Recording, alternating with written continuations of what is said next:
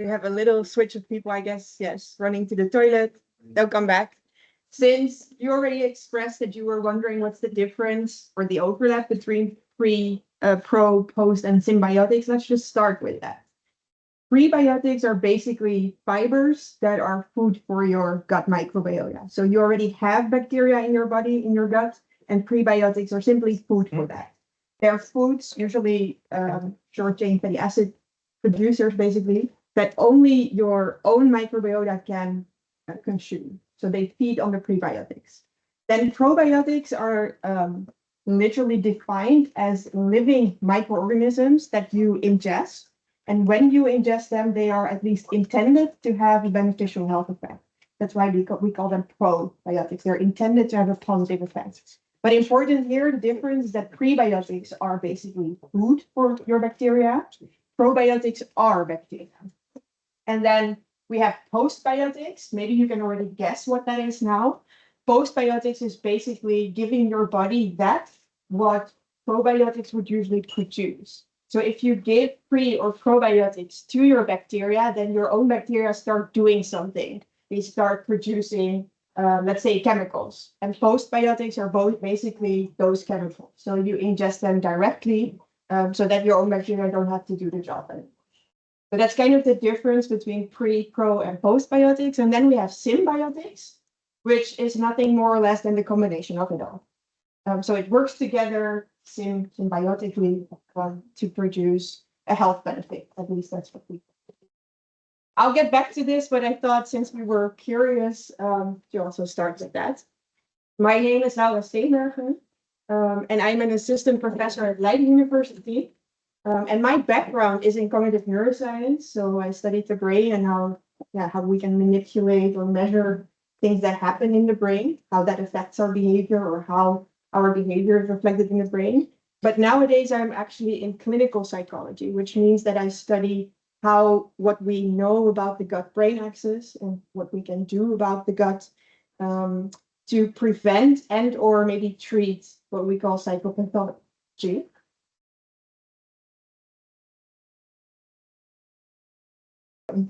Anyway, I think I was telling you that nowadays my focus is more on clinical psychology. So what can we do and how does the gut relate to how vulnerable people are to developing, for example, depression or anxiety disorder?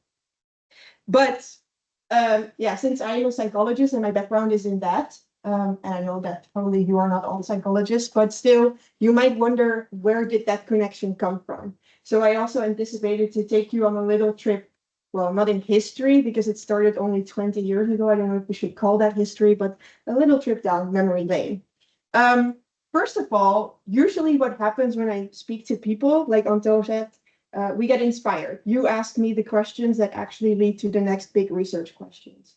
But you also often, not necessarily you, but people quite often actually email me, telling me anecdotal experiences of how they somehow relate to what I've been telling about the relation between the gut and the brain.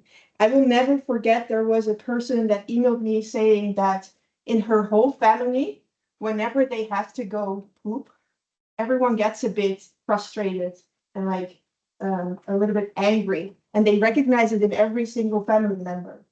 And you might laugh about this now. When I received the email, I was also a bit like, oh, okay, thank you for telling me that. But actually, it does spark research, because now we're also looking at how the microbiome in the gut can affect, for example, aggressive behavior.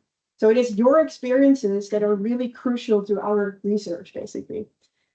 So that also means this field started with people just noticing, people at home, patients, doctors, just noticing that there is a huge overlap between what we call mental problems. I'm putting problems in between like quotation marks because it depends on how you define a problem and a dysfunction, but we define it as mental problems, and gastrointestinal complaints. So for example, autism quite often relates to bloating or like other gastrointestinal problems. Also ADHD, people who suffer ADHD, and it could also relate to their medication, but they quite often recognize a very irregular defecation pattern. So they have to go to the toilet in unexpected patterns, let's say. For most people and for healthy people, it's quite predictable when you have to go to the toilet, right? But for people with ADHD, this is quite often less predictable. Is that a coincidence? Is it a cause or a consequence? We don't know, but at least we do see that there is a relation. But then, of course, the question is, well, what comes first and what comes after? And also, what does it mean for us? Can we use that to, for example, treat or prevent maybe mental problems? We don't know. So that's the question we're asking. So that's how we find a relation. Now, then we have to go, of course, from observing that something happens in the gut and that it might be associated to something happening in our behavior and in our brain, to in the gut, we have bacteria, microbiota. How are they, like, how did they get there? And I often bring this picture here. This is the phylogenetic tree of life. And to explain it to you, basically in the middle was the start of the earth, let's say the start of also living organisms. And towards the outside, so either left or right, doesn't matter, is today. So here's today and at the end is today. So basically, these were the first organisms on Earth. And then the further we go outside, the more we get to all the organisms that are living on Earth right now. I do not want to make you feel small, but you are here. We are here relatively short. We are very new organisms, let's say. But what does stand out is that these, well, we call them microorganisms, archaea, bacteria, and eukaryotes. They have been around since the start of the Earth, and they're still here. And there's actually Craig Venter. Does anyone know who Craig Venter is? By coincidence? No. He's the person whose genome was first sequenced. So he paid for it, and he was the person that had his whole DNA, his whole genome sequenced.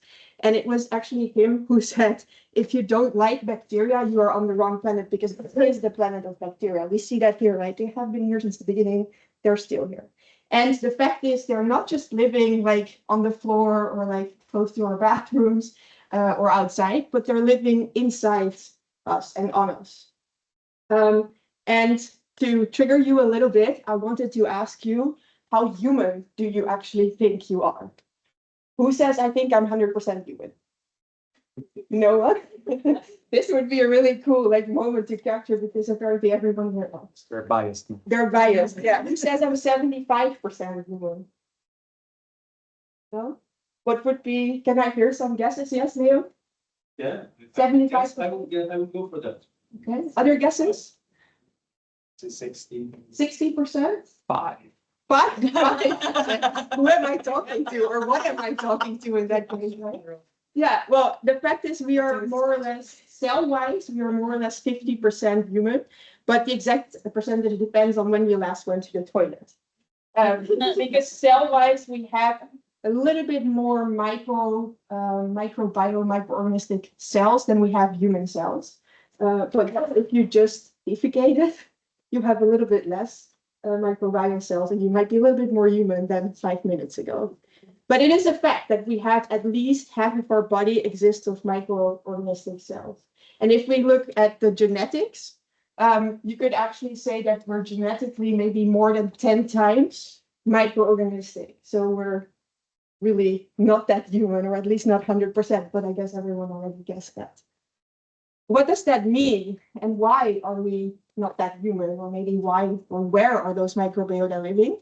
We have bacteria, microbiota. They're not only bacteria, right? They're also those eukaryotes. And the other one, I always forget. I'm not a biologist, I'm a psychologist, right? We have bacteria, microbiota living in our mouth. We call that the oral microbiome or the oral microbiota. We have it in our lungs. We have them on our skins. Maybe that you would have guessed already. Women have a vaginal microbiota.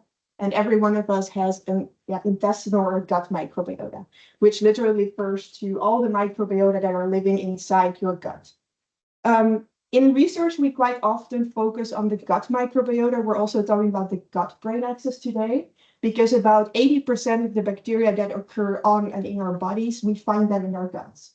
And scientifically or research-wise, there is another very convenient reason, which is that you produce a sample of your gut bacteria almost every day. So it's relatively easy for us to measure what's inside your gut, simply because, again, you provide or you produce a sample every day. We don't have to take blood. We don't even have to take your saliva. You can just send us your poop sample. And we can see which bacteria are in there. So to summarize what I just told you, It might have been shocking to some, but our bodies are more microbe than human, or like at least 50-50. We are genetically more microbial than we are human. The gut contains, well, not between, but more than 5,000 different, what we call observed taxonomic units, which is basically microbiota, species of microorganisms. I'm saying 5,000 plus because new ones are being identified every single day. So if I give this talk next week, I might actually have to say 6,000 plus. The techniques, let's say, are still improving. So we're still finding new bacteria, not because they're new in our bodies, but because it's new that we can actually see and identify them. Your microbiota is really unique. We could say it's more unique than your fingerprint. Is that even possible? Well, yes, it is really, really unique. And health-wise, what we know is that it's very important to have a lot of diverse or a lot of different bacteria in your gut. So the lower the diversity, as we call that, the more we see poorer health outcomes. So for example, lower diversity of gut bacteria is related to all sorts of cardiovascular health diseases and risks. Now, that wasn't necessarily new. A lot of scientific journals where we researchers have to publish already wrote about that. They even focused on it. So we see, for example, Nature and Science, which might even be familiar to you, already published or wrote specific pieces about the gut microbiota, the bacteria on and in our bodies, and what they might do, for example, in cardiovascular risks or diseases. Then there were also, that's more related to mental health and to the brain, the gut-brain system, basically. There were also some popular scientific books. Some of you might actually have read some of these. This one is really famous. For example, in Dutch, it's also known as the mooie voedselmachine. Yeah, they're really interesting and informative books. But they, well, I guess I should also update it because they're already like 10 years old, maybe not by now. And there are new ones. And they also have a challenge because they have to keep updating the knowledge because the knowledge in this field is growing really fast. And that's actually what I wanted to show you here. So we've seen a very steep increase in the past, let's say 15, 20 years in scientific research into how the gut-brain axis may play a role, for example, in depression. So it's often called the missing link in depression. And to summarize all of that, researchers have stated that the gut-brain axis or the microbial influence on the brain provides a paradigm shift in neuroscience. Now, the problem with this is that all of these studies and even all of the things that have been discussed in those popular books from the last page, they were mainly based on animal research. Most of the research in this field is done on mice and rats. And that provides a problem because then they give ideas and nice questions, but we don't actually know what it means for humans. So that's, of course, the next question we're asking. Why am I asking that? Yeah, I'm not going to ask you to raise hands, but we know that the burden of mental health disorders keeps increasing. I think everyone here at least knows someone, or maybe you're even personally familiar with it, who, for example, suffers a depression or an anxiety disorder, or maybe ADHD or autism. So we know that mental disorders are really burdening society, and we should do something about that. We should also, the WHO even specified that we should also try to prevent such disorders, which might be possible to some extent. Although, of course, it will never be possible to prevent everything. And the question is, also based on that last slide, that paradigm shift in neuroscience that the gut-brain axis perhaps provides, whether the gut-brain axis can be of any potential in this issue here. And that's what I've been focusing on.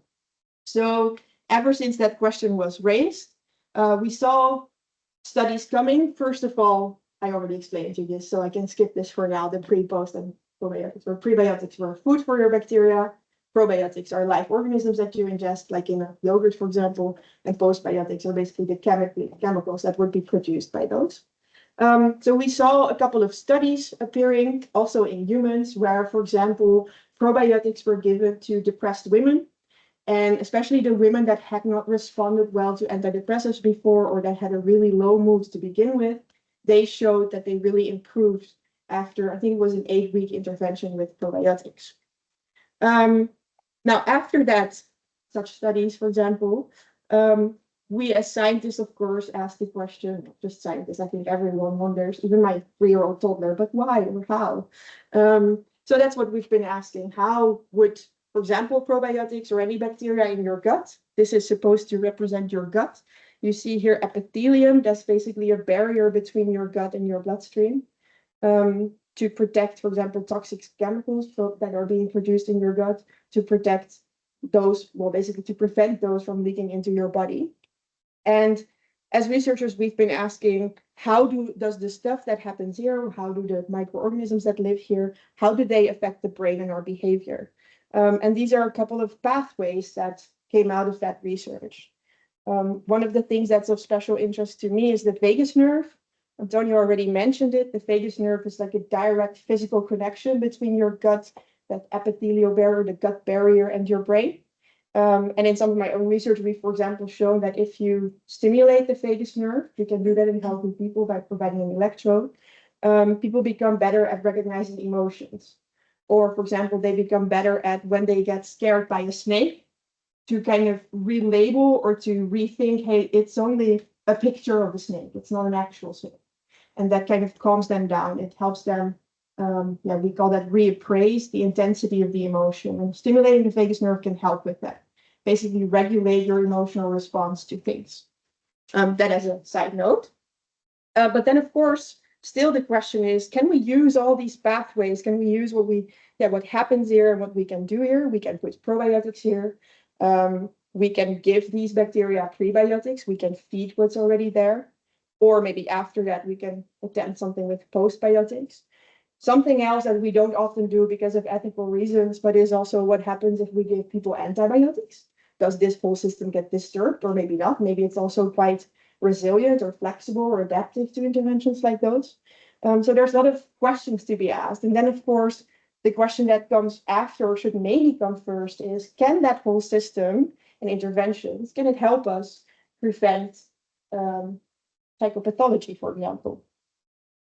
And maybe it's informative to mention one of my own studies. We know that in the development of depression, the extent or the amount of rumination that you do is predictive of how vulnerable you are to depression. So people who ruminate more are more vulnerable to depression. And we did a 4-week intervention with probiotics compared to a placebo, of course, as it should be done in research. And we showed that the 4 weeks of probiotics could reduce the amount of rumination that people showed, which might be an indication that it can help in lowering people's vulnerability for depression. There have been many studies after that replicated that result. That's always nice. But then recently, I actually didn't find the same result.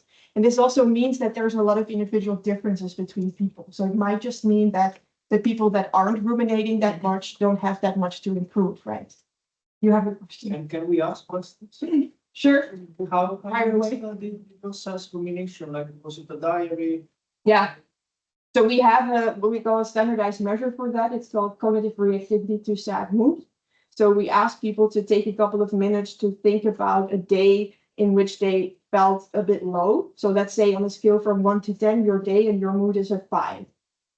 It's just not your day.